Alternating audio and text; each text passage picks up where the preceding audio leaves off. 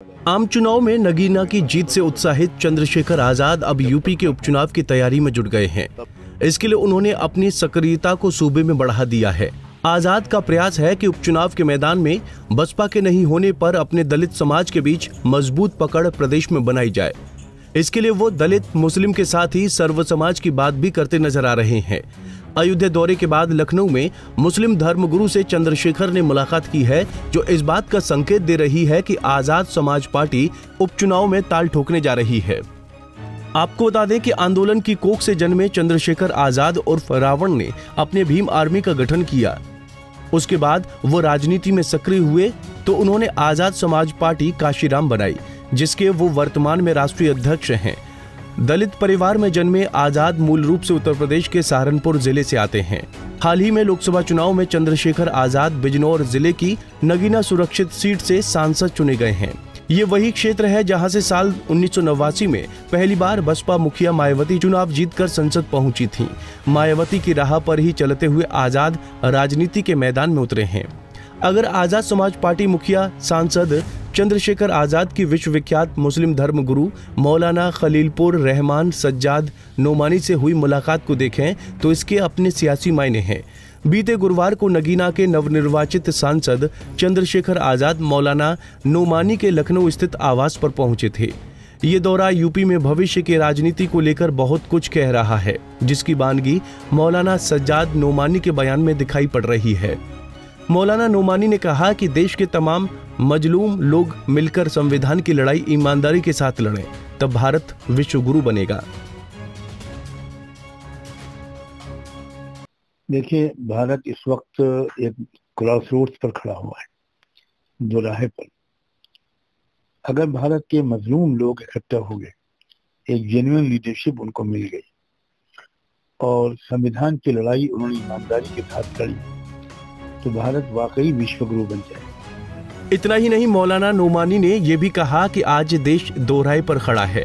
अगर मजलूम आपस में बिखर रहे हैं, उन्हें अच्छी लीडरशिप न मिली और मजलूम लोग पहचाने नहीं, तो धर्म स्थल गिराए जाएंगे। महिलाएं सुरक्षित नहीं रहेंगी, जो पिछले 10 वर्षों से नंगापन हो रहा है। कहा कि चंद्रशेखर आजाद को देखकर लगा कि वो देश में सकारात्मक परिवर्तन ला सकते हैं। और अगर भारत के मजलूम आपस में बिखरे रहे, कोई सही लीडरशिप उनको न मिले और मजलूम कौमों ने लीडरशिप को न पहचाना, बिखरे रहे, तो वाकई भारत में गृह युद्ध छिड़ेगा, खून बहेगा, धर्मस्थल गिराए जाएंगे, महिलाओं की इज्जतें लूटी जाएंगी। वो सब कुछ होगा जो पिछले 10 साल से बहुत नंगेपन के साथ हो रहा है। तो मैं ये उम्मीद करता हूँ, मैंने जो चंद्रशेखर आजाद को देखा और मैं ये समझा हूँ, मेरे यकीन हुआ है, अंदाजा हुआ है कि ये बंदा वो है कि जो देश में एक परिवर्तन ला सकता है और मजलूमों को मुतवज्जे किया जाए कि वो इस नई उभरती हुई ताकत आजाद समाज पार्टी को मजबूत करे। मौलाना नोमानी ने राजनीति में कम होती मुस्लिम की भागीदारी पर भी अफसोस जाहिर किया। कहा कि मुस्लिम लीडरशिप को जानबूझकर खत्म किया जा रहा है। सभी पार्टियों को मुस्लिम समाज का वोट चाहिए, लेकिन उनकी लीडरशिप नहीं। मुस्लिम दलित गठबंधन ने प्रदेश को नया नेता दिया है। नगीना सीट पर इस गठबंधन की शुरुआत है। दोनों मिलकर एक दूसरे को समाजी और सियासी तौर पर मजबूत करें। इसके लिए आपसी तालमेल और भरोसा होना जरूरी है। मैं महसूस करता हूं कि किसी भी पार्टी ने मुस्लिम लीडरशिप को उभरने नहीं दिया। वो कोई भी पार्टी हो, हर एक की एक स्ट्रेटजी रही है कि मुस्लिम लीडरशिप न उभरे। मैं आजाद समाज पार्टी की लीडरशिप से इस मौजू पर बहुत डिटेल डिस्कशन किया कि सेंट्रल लीडरशिप से लेकर पंचायत के लेवल तक हर जगह जहां पर भी दलित समाज का कोई बंदा होगा, वहां मुस्लिम समाज का बंदा भी होगा। किसी तरह का भेदभाव मजहब की बुनियाद पर नहीं किया जाएगा। ये मुझे उम्मीद है, इसी उम्मीद की बुनियाद पर मेरी दुआएं उनके साथ। जहां मौलाना का ये बयान सियासत में दलित मुस्लिम गठजोड़ की मजबूती के संकेत दे रहा है, वहीं नोमानी से मुलाकात पर आजाद समाज पार्टी के मुखिया चंद्रशेखर का बयान भी सामने आया, जिसमें चंद्रशेखर ने भी मौलाना के सुर में सुर मिलाया। कहा कि इस चुनाव में भाजपा बनाम देश था। अयोध्या वासियों ने देश को एक पैगाम दिया है। बीजेपी इससे सबक हासिल करे कि धर्म, नफरत, तानाशाही, जुल्म की राजनीति नहीं चलेगी। अब देश में जनता के मुद्दों पर राजनीति होगी। सांप्रदायिकता बनाम संविधान नहीं थी, ये भाजपा बनाम देश था। एक तरफ जिस तरह से आजादी को पाने के लिए आजादी के मतवाले लड़े थे, उस तरह से दूसरी तरफ अंग्रेजों के खिलाफ जिस तरह आजादी के मतवाले लड़े, दूसरी तरफ उसी तरफ भाजपा के लोगों के खिलाफ जनता लड़ी और नगीना के नवनिर्वाचित सांसद ने आगे कहा कि भाजपा सरकार में आरक्षण बचा ही नहीं, सिर्फ झुंझुना दिया जा रहा है। सरकारी नौकरी खत्म की जा रही है।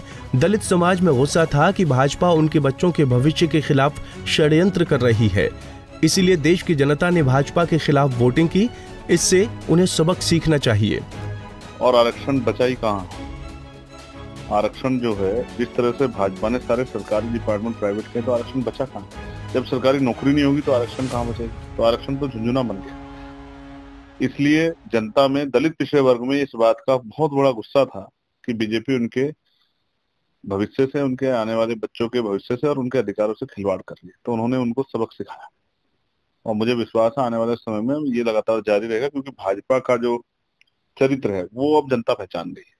स्पेशली दलित पिछड़े आदिवासी वर्ग के लोग, वो इनसे अच्छी तरह से खबरदार होंगे कि इनको ज्यादा ताकत देने का मतलब है अपने बच्चों का भविष्य बर्बाद करना। दरअसल लोकसभा चुनाव में मिली जीत ने भीम आर्मी चीफ के आत्मविश्वास में नई जान डाल दी। ये बात सांसद चंद्रशेखर आजाद के बातचीत के अंदाज से साफ झलक रही है। चुनाव के बाद से आजाद खुद में इतने सशक्त दिखाई पड़ रहे हैं कि जैसे इस जीत से उनको सियासत की संजीवनी बूटी मिल गई है। उत्साहित आजाद यूपी में अपनी सियासी जमीन को अब और मजबूत करने की कवायद में जुटे हैं। ऐसे में आम चुनाव के बाद आजाद की नजर अब यूपी के उपचुनाव पर है। उपचुनाव में पार्टी की मजबूत स्थिति दर्ज कराने के लिए वो सूबे में अपनी सक्रियता को बढ़ा रहे हैं। आजाद पहले अचानक अयोध्या पहुंचे और उसके बाद लखनऊ में मुस्लिम धर्मगुरु मौलाना नोमानी से मुलाकात की, जो कहीं न कहीं उनकी चुनाव की रणनीति और सियासी ताकत को बढ़ाने का हिस्सा ही दिखाई पड़ रही है। अब देखना ये दिलचस्प होगा कि मौलाना नोमानी और चंद्रशेखर आजाद की ये मुलाकात यूपी में सियासी मिजाज बदलेगी या नहीं। वैसे मायावती की बसपा के कमजोर होने से आजाद को यूपी की दलित राजनीति में स्पेस मिलता तो दिख रहा है। हालांकि ये समय बताएगा कि अपनी इस रणनीति में चंद्रशेखर कितने सफल होंगे। पंजाब केसरी टीवी के लिए लखनऊ से अनिल सैनी की रिपोर्ट। हमसे जुड़े रहने के लिए हमारे YouTube चैनल को सब्सक्राइब करें और नई वीडियो की नोटिफिकेशन के लिए बेल आइकॉन को दबाएं।